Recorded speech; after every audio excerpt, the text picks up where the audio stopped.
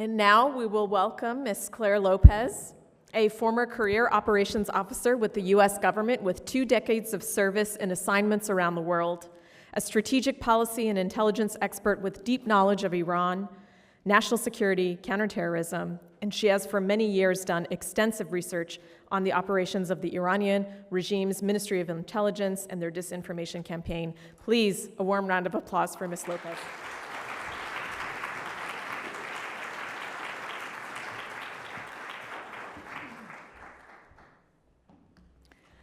Thank you, Anna.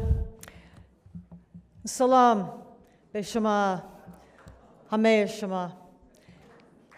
It's an honor. It's a great honor for me to be invited here today to share with you this important 60th anniversary of the founding of the People's Mojahedin Organization of Iran. However, I'm looking at the cake and I realize that those candles are not going to burn on forever. So I will be brief, but I wanted to tell you the story of how I came to stand by the side of the MEK and all of you for coming on 20 years.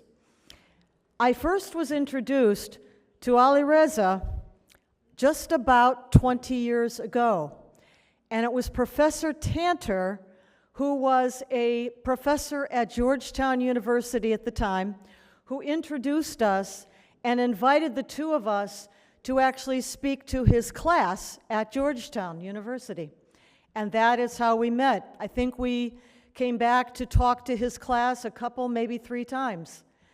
And after that, we joined together to form the Iran Policy Committee, a small think tank here in Washington, D.C., and together we wrote and disseminated white papers, we briefed Congress, we wrote books. In 2006, we wrote 2 and published 2 books. This one, the first, U.S. Policy and the Iranian Opposition, about the MEK.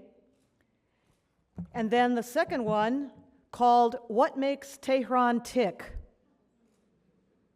Both of these from 2006. And from there we went on to work together with you all, with the MEK, to oppose policies that were aimed against the MEK. We stood by the side of the MEK in Congress.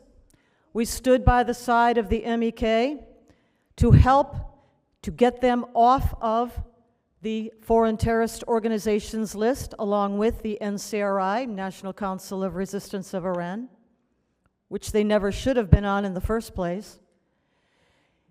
We stood together and spoke out against the misbegotten JCPOA, Joint Comprehensive Plan of Action, sometimes called the Iran nuclear deal, that in the words of Prime Minister of Israel, Benjamin Netanyahu, who said at the time, that agreement was a glide path for the Iranian regime to a deliverable nuclear weapon. And so it was. Thankfully, the United States withdrew from that misbegotten accord in 2018.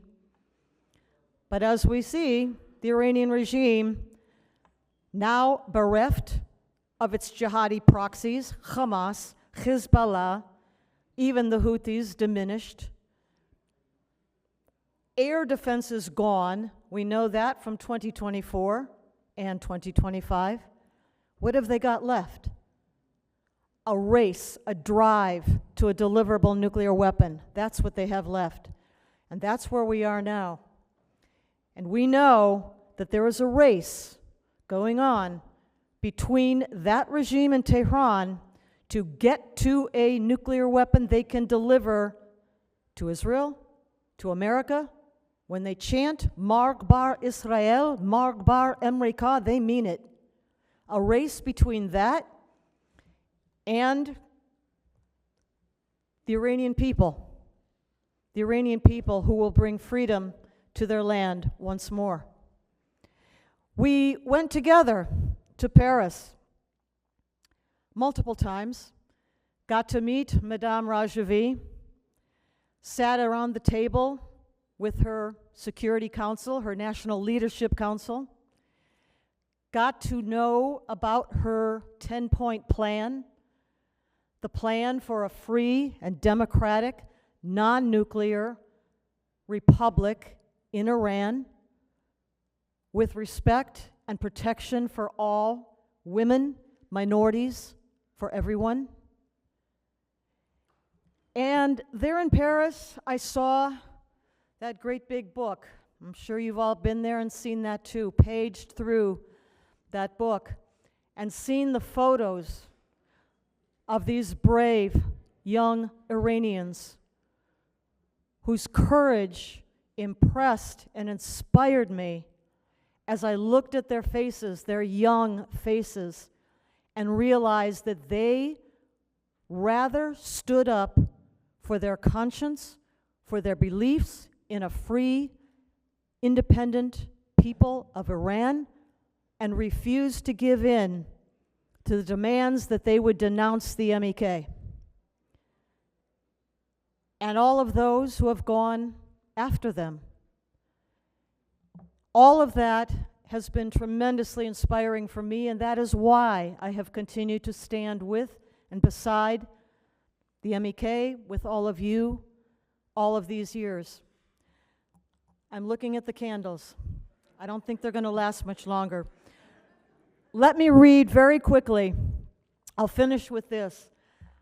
Thomas Jefferson was one of our most respected and prominent founding fathers of this country of America, the United States of America.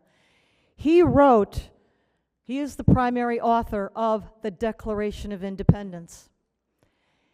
And what he wrote was inspirational for us, for all of us Americans, but I think stands the test of time, these nearly now 250 years later, to be an inspiration for all of us, including the people of Iran. So let me read a little bit of what he wrote here. He said that we are endowed with certain inalienable rights, and that among these are life, liberty, and the pursuit of happiness.